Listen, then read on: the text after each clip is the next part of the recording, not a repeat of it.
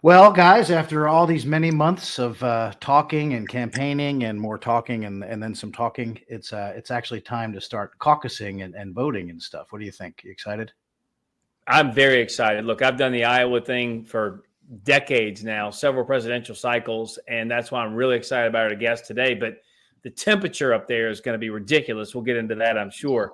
But this is what it's all about: getting people out. It's time to vote. We get to figure out kind of how this whole primary shakes out. I'm pumped about it. I know everybody's had theories. Sonny, you're actually going out to Iowa, yes? I am. Yep. This is just my second cycle of going. So I am not looking forward to the weather. It's going to be much colder this time than it was last time. I was with y'all last time. It was pretty cold. Yeah, but we didn't have snow, I don't think. Yeah, we did. I remember going for a run in the parking lot of the hotel. It was like tundra out there. Anyway, let's not keep our guests waiting. It's going to be a good one.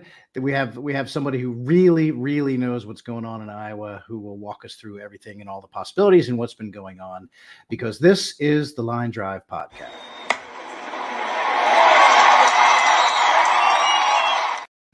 And we are joined now by the great Simon Conway, WHO Radio in Des Moines, Iowa. Simon, thank you so much for taking time out of what I know is actually, people say this all the time, but your schedule is actually extraordinarily busy. Brutal. Thank you very much. You're very welcome. I think it's important that people understand what's happening here. Well, that's the goal here. That's the goal. Yeah, no one's better equipped to tell us what's happening than you, Simon. So I've been going through Iowa for decades with candidates, and they all have to come through certain radio shows and kiss the ring and talk to the audience and face tough questions, because you're no easy pushover for sure. And your show is one that everyone has to stop at multiple times to get that voice out, get that message out. So you've been privileged to see some of the greatest and worst politicians of all time in your studio and have those conversations. And so with kind of Iowa on the radar coming up in just a few days, we really kind of want to get into the nitty gritty of what's happening on the ground there, what you see, the lay of the land, et cetera. So having been on your show before, I think Tim has been on it too. It's interesting to have the roles reversed. So we're happy that you're on, and we know that our audience will absolutely drool over your expertise and what's happening in Iowa. Normally they drool over Hogan. So well, we all understand that. You mentioned the weather. It's actually really crucial, I think, this time. I think the weather is really going to play a role. And the reason I think it's going to play a role is because we're going to find out exactly how enthusiastic people's supporters are. Because it's not just, oh, yeah, I like candidate A.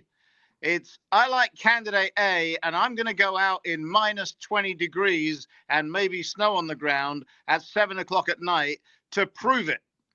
And that's wind chills. That's no, that is with wind chill. We're expecting an actual of somewhere between minus 7 and minus 10 at 7 p.m. actual, but we're looking at winds between 10 and 20 miles an hour on top of that. So It is gonna be very, very, very cold. And then you've got a unique situation, one that I haven't seen before. And I know you guys have been coming up here for a while, but I don't think I've ever seen a situation where we have one candidate completely dominating the polls. It's been that way since the very start. It's still that way right now. And are you really, and I pick him at random for real, if you're somebody that wants Ron DeSantis, are you going to go out there on that night and say, you know what, Trump's on 50.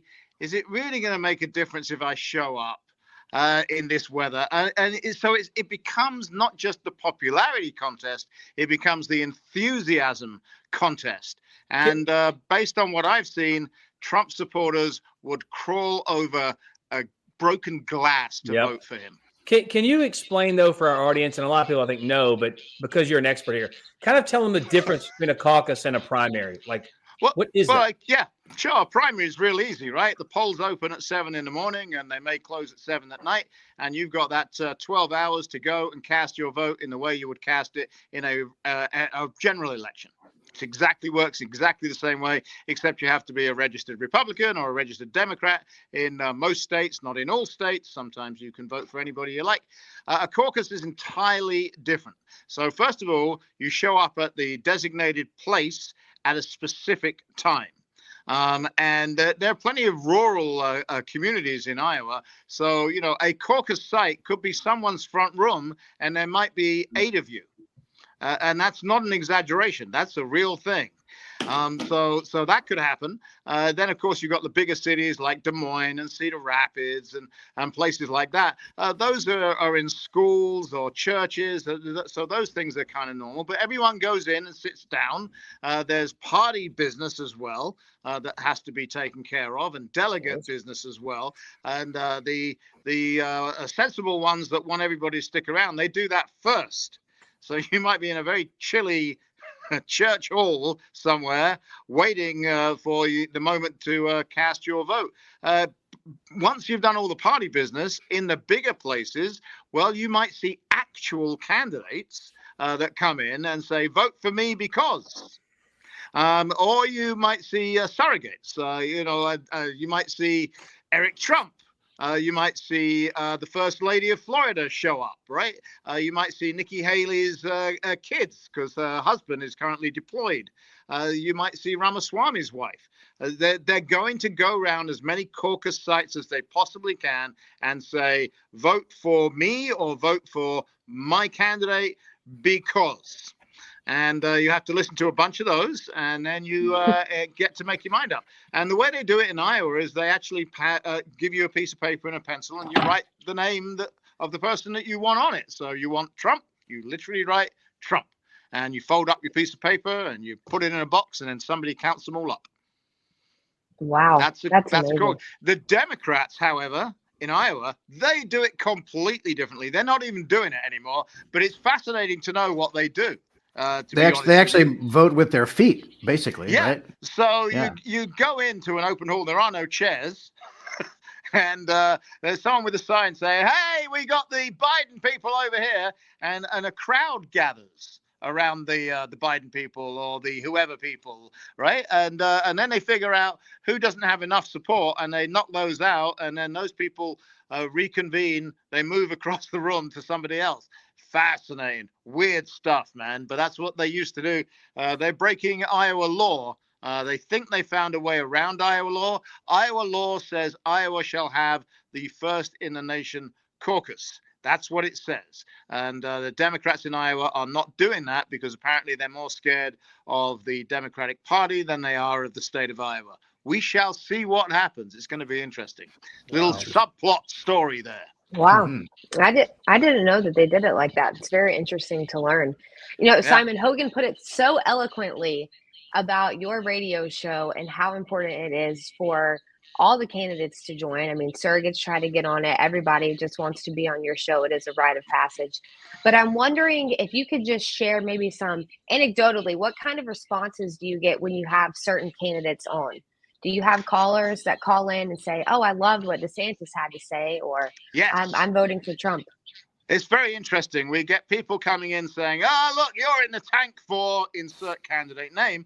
But I know I'm doing it right because it doesn't matter who I'm interviewing. I get those emails. So that tells me we're doing it right. And, it's a fascinating process. It's a privilege to have a front row seat to it, which I do. But we're on multiple radio stations. It's good for the candidates. It's what makes Iowa, frankly. If I was going to say if you're a candidate with no money, and then I was going to talk about Ramaswamy, which would have been silly. But if you're Barack Obama, right, and you come to Iowa, you go into people's front rooms, and Obama was brilliant at this retail stuff. Brilliant. And he came out of nowhere. If it started in New York, you would never have heard the name President Obama because he could not have competed where he was able to compete in Iowa. He could not have competed in a state like New York or California. They'd have just outspent him, period.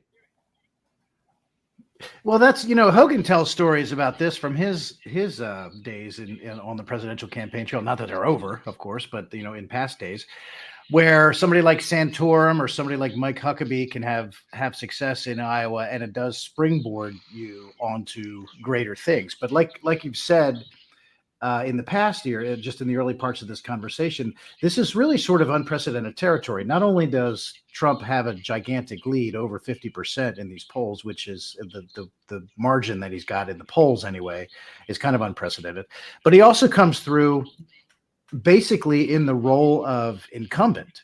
Even though he is not currently in the White House, he's the closest thing that the Republicans have to an incumbent in this field. What do you think that weighs in? How does that factor in? Because I've thought from the beginning that perhaps this entire campaign was just impenetrable for anyone who is not Donald Trump, because the supermajority of Republican voters nationally, they either are firmly with him and want him to be president again, or they firmly believe that he deserves another crack at it. And maybe from the very beginning, that was insurmountable. I don't know. I guess we're about to begin to find out, but what's your read on that kind of thing? We are about to begin to find out. So the first thing we're going to find out is how enthusiastic his supporters are because of that weather that's coming up on Monday. It is really relevant. I promise you it's relevant. So Ron DeSantis, who in theory is in second place here, right? I do say in theory because you're talking about 200 to 250,000 people will show up on caucus night. I actually believe because of the weather, it might be 180,000 people across the entire state, which will have an effect. But at maximum, it's 250,000 people are going to show up and they're going to make their voices heard. If DeSantis doesn't massively outperform his polling here, I mean, I think he needs to be really high 20s, low 30s to raise an eyebrow. If he doesn't outperform his polling here, there's an argument to say he's done, because if you look at New Hampshire, he might get his butt kicked in New Hampshire. And those two things together could be enough. And then, of course, you go to South Carolina. Well, that's Nikki Haley's home turf. He's not going to beat her there. So that would be 3 in a row where he's not done very well if he survives to South Carolina. So he could be gone. If he doesn't do very well in Iowa. Interestingly, he's trying to lower expectations in Iowa now. Originally, it was, we're going to win Iowa. And now it's, we're going to do very well in Iowa. So that's fascinating. It's subtle, but it's fascinating. Ramaswamy is telling me his internal polling says he's going to win it. I don't believe it. That's hard to believe. Simon, would you be able to turn your monitor down a little bit? We can hear when we're talking. We can hear our own voices through your mic, I think. How about that? Is that better? We still want you to hear us. Yeah. That's good. Go ahead. I think you hit on something, Simon, that's really important too, because let's just say the polling holds and DeSantis comes in second in Iowa, Nikki comes in second in New Hampshire, South Carolina comes around, Nikki's home turf, Trump still wins, Nikki loses her home state. That means DeSantis and Nikki will be 0-3 in the first 3. And you know that Iowa media, if you win Iowa, you are showered with praise for at least that week until New Hampshire, right? So like New Hampshire Eve. But interestingly enough, the calendar sets up too where that time between New Hampshire and South Carolina is a full month this year. Yep. So you get to leave the tundra of Iowa and the frostbite from New Hampshire and go down to 75 degrees Charleston and have a great time for a month. But is there any scenario that you see where, and these are all ifs, if those other two names don't win one of the first 3 states, what are they going to do if they're 0-3? They're not going to somehow win Nevada or something, are they? Right. I think if, again, I've given you the scenario for DeSantis. I think it has to be Iowa. He has to do really well in Iowa. He put everything there. If Nikki Haley, if you look at the public polling, and I've asked her on the air, I'm like, okay, what's your internal polling saying? And I was looking her in the eye and a little grin came across her face. So you have to read all this stuff, right? And she said, it shows that we're surging. And I believe her. I believe that's what it's showing her. If she comes close to Trump in New Hampshire, I think that gives her a little boost into South Carolina. Yeah. And it's game on. If that doesn't happen, and they're really all like sticking with the main polling, the national polling, it's hard to see how anyone goes beyond South Carolina, to be honest with you. Yep. It really Right. is. And because it costs money to keep going. Who's going to write a check for Ron DeSantis if he gets the teens in Iowa and he gets shellacked in New Hampshire? Who's writing that check? Yeah. Right. That's a good question. Well, we're touching on this a little bit, but I'm wondering if there's a situation where, do we think anyone's going to drop out after Iowa? Do we think Vivek stays on through New Hampshire, through Nevada? Or do we think anyone's going to drop out after Iowa? I think the numbers are important and egos are important, aren't they? Yes. The only one that might stick around is Vivek, by the way, as in cake, just so you all know. That's literally how he said it to me.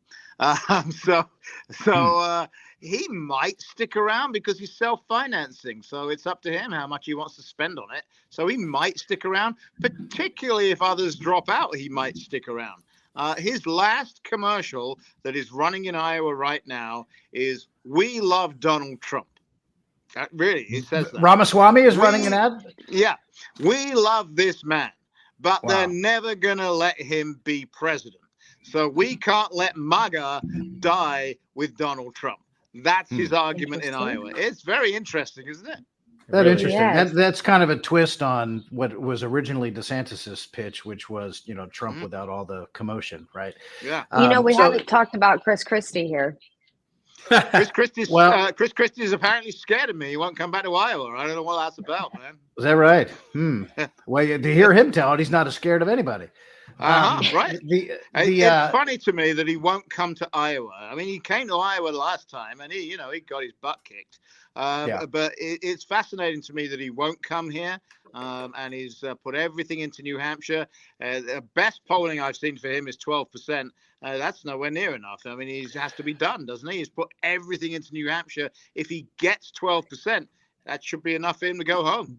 But if he gets 12%, he'll finish ahead of DeSantis probably. If you believe the polling, yeah. Right. That's true. So let me ask you about this. Speaking of money, and I think Ramaswamy, if I'm not mistaken, just sold like $30 million worth of stock, I think, to be able to keep his campaign going. Or I think that's what the purpose of the big stock sale was. So self-funding. No, that was me. Was that you, Hogan? I sold $30 million of stock, yeah. Did you? Oh, I'm sorry. And you're still drinking coffee out of that ratty Ole Miss cup. I'm sorry.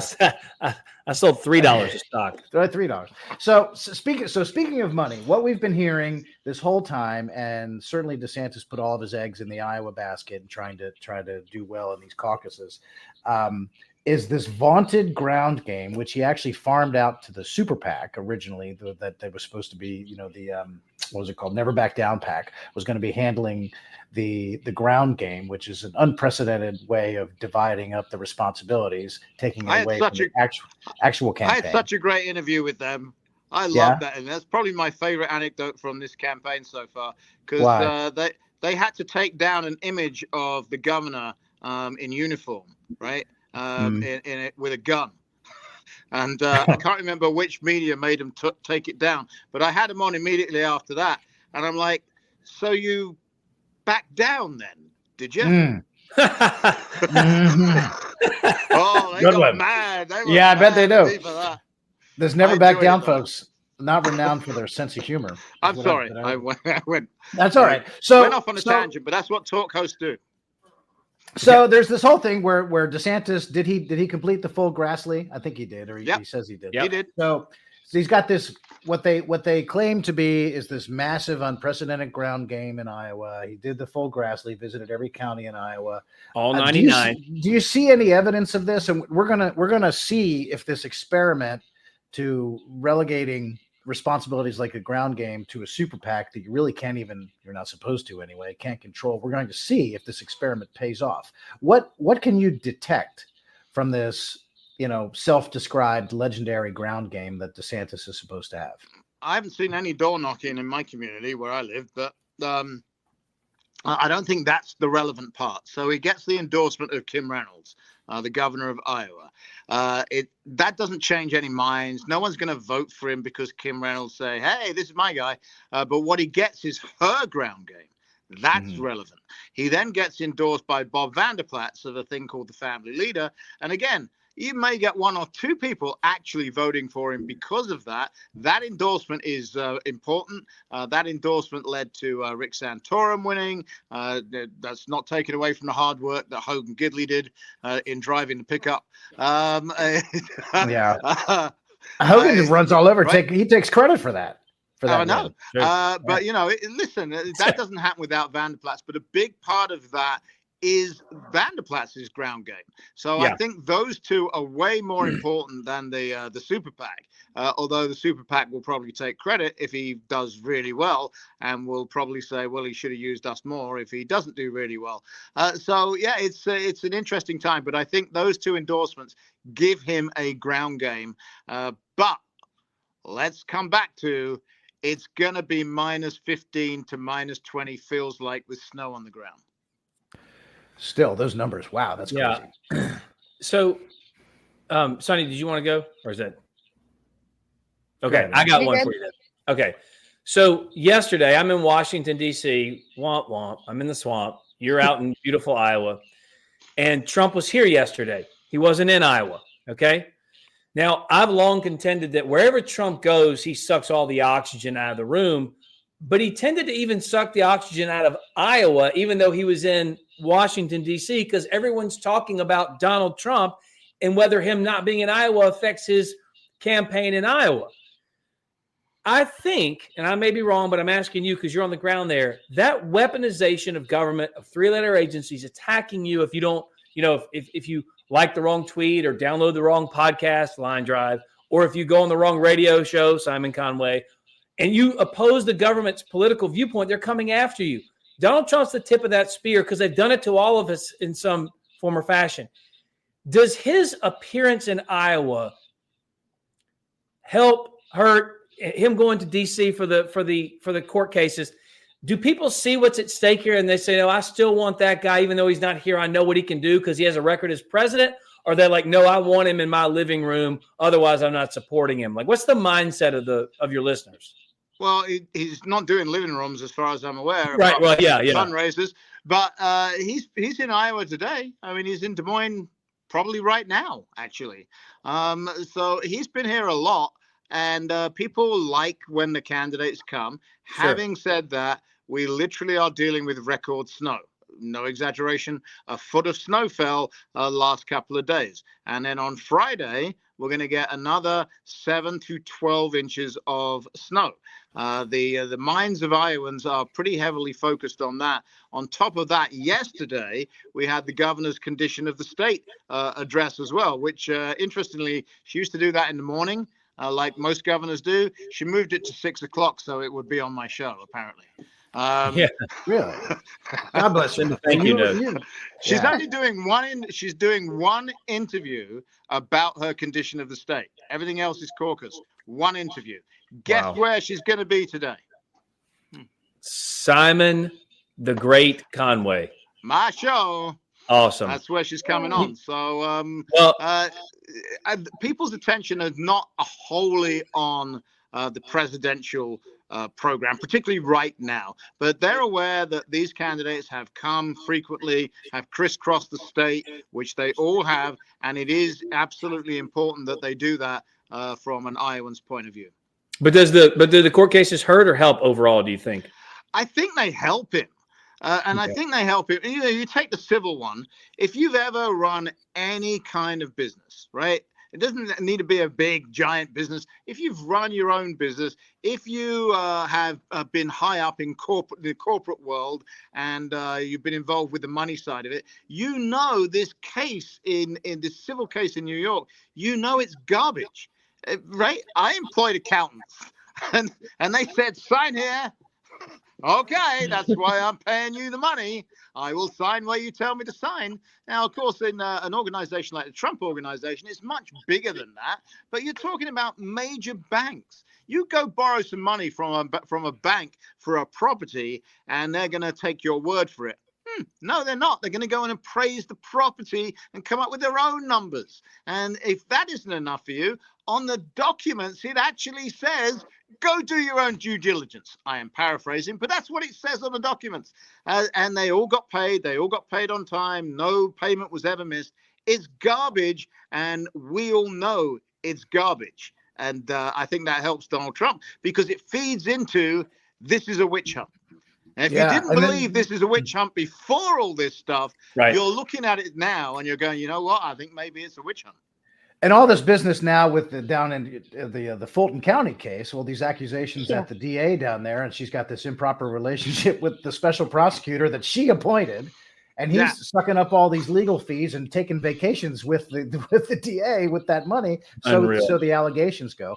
I mean, does that kind of stuff, are people paying attention to that news when that kind of stuff erupts? That's further evidence, right? That these are witch hunts. What they're doing is feeding into his narrative, him being former President Trump. It's like all the efforts to remove him from the ballot. Oh, yeah, we want to face Donald Trump. Can we get him off the ballot, please? It's right. It's bizarre. And it feeds into Donald Trump's actual narrative. This is a witch hunt. People are starting to buy this is a witch hunt. And they're doing it. They, being the opposition, are doing it to themselves. It's strange to see. Almost as strange as Hunter Biden showing up in Congress today. Yeah, that was a little. I thought that was kind of like, what if Tony Soprano sat in the back of a courtroom looking at everybody? That's what he was doing. Remember who my dad is.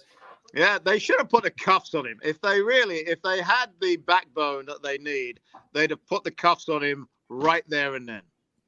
Called the sergeant at arms. There is a congressional jail, they tell me. It's not been used very much. They should have taken him down there. Yeah, I didn't know there was a congressional Simon, jail. Yeah, I'm curious. As someone, no one knows Iowa politics quite like you do. So I am curious here what your predictions are for the night. Your 1, 2, 3 predictions. Who do you think is going to come out on top, and who's second and third? Are you doing that? It's crystal ball stuff, and I'm not doing that. I'm not predicting it. I don't do that. And one of the reasons I don't do that is because the other thing I never ever do is endorse anybody. I give everybody a fair crack of the whip. I don't endorse anybody. And if I start saying, well, I think this is going to happen, it gets misread. So no, not doing that. Yeah. You should have seen our people that I think we're doing an audio version of this only, but when you said 7 to 11 more inches of snow, Sonny Joy Nelson's face she was so upset when you said that because she's off to Iowa and she's like, "What did you just say?" To go there. I don't think. When are you coming on for the weekend? Yes, I'll be there Sunday. So. Well, we'll have cleared it up for you by then. It's just going to be ice cold by then. Yeah, they're used to snow removal in Iowa. They're pretty good. Let me what are about the sensitivities of Iowa residents and Iowa voters? Because I think the DeSantis people and maybe Trump people picked this up, or maybe they didn't, but mostly DeSantis, as I noticed. This thing that Nikki Haley said, where she was talking to an audience in New Hampshire, and she was talking about the two and how they come one after the other, Iowa first, then New Hampshire, and she said something. I'm paraphrasing, but something along the lines of, the Iowa caucuses, they'll select the winner of the Iowa caucuses, and then New Hampshire corrects it. She said Iowa starts it. She says Iowa starts it, you correct it, talking to her New Hampshire audience, and South Carolina brings it home. She, I had her on. I'm losing track of days. This week or last week, I don't even remember. And it's the first question I asked her. She said she was joking. It's because there's lots of ribbing back and forth between the early states. She was kidding, and she didn't mean it. Here's the thing. In Iowa, if that moves a dozen people, I would be surprised. I think the fact that DeSantis is pushing it is not gonna get him many votes. Let's put it that way. It struck me as something that is fodder for social media, and the various influencers set their hair on fire about it, and it affects absolutely no one. That was my read on it. Interesting. Yep. Well, Simon, we very, very, very much appreciate your insight and your willingness to come on here with you. Absolutely, I know your day starts at 3 a.m. and it doesn't end until about 2:30 a.m. So you get about 30 minutes, about a half hour of sleep. It's an interesting life. And by the way, his accent's one of my favorite ones on the radio, because when he introduces me and says the word secretary, it always sounds so official coming from Simon because of his accent. And that's a middle Des Moines accent, right? Simon? It's an Orlando accent. Orlando, yeah. First, Orlando, first yeah. 13 years, yeah. Can I ask right before we go, and we're going to let you off here? Yeah. How did a son of the UK find his way to Des Moines, Iowa? Oh, well, first of all, coming to the United States was something that was born a long time ago. I'm Jewish. My ancestors were escaping the pogroms in Eastern Europe and the Baltics, and they arrived in England. They were coming here, and they ran out of money. So for real. So that's how my immediate ancestors had got to be born in England and how I got to be born in England. But I became aware of that story very young, and I wanted to finish their journey. There was that. Then there was, for real, Apollo 13. As a very small kid, I'm glued, and I became very aware that no other nation on the face of the earth could have pulled that off. And by the way, I've asked numerous astronauts since then. We couldn't do that today. If that happened in space today, the astronauts would die, because we wouldn't allow them to lock everybody in mission control. And there was a nice fog of smoke from all the smokers. We wouldn't have allowed them to use duct tape to fix a spacecraft. And so they'd have died. That's what happened in the 60s. We wouldn't let that happen. They would die. Anyway, Apollo 13 played into it. And then the land of my birth is increasingly less free. It is not a free country. You can go to jail for words that come out of your mouth. I don't really think I need to go further than that. There's all the surveillance and everything else, but you can go to jail for words. That's pretty awful, right? That is remarkable. I've seen some examples. So it's of not that a free country. So this is where I was headed. I got to come here. I went to Florida because my kids loved it. I was raising my kids largely on my own. That's where my girls wanted to be. That's where we went. And then I accidentally fell into radio. That's a story for another day. And then WHO had an opening. I auditioned from something about the size of a closet in Orlando. I'd never set foot in Iowa. And the next day, I'm talking to their market president, whose first comment to me was, "And you've never been to Iowa?" I'm like, "Nope, not even for a minute." He goes, "I thought you were at the State House. You were so over it."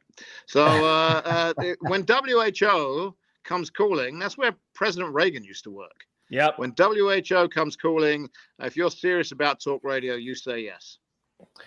Amazing. What an amazing journey. And now, having been born in UK, where we are familiar with the monarchy, you are now the king of Iowa. How does that grab you? No, you don't want to be there. I'm not the king. I'm not the king maker. It's absolute garbage. No, absolutely not. All right. Well, anyway, you're the king of this show, and we very much appreciate your time. The great Simon Conway from the Flamethrower WHO Radio in Des Moines, Iowa. We thank you very much for your time. Thank you, Steve. We hope you're very welcome as well. Thank you. And for Hogan Gidley, Sonny Joy Nelson, I'm Tim Murtaugh. This has been the Line Drive Podcast.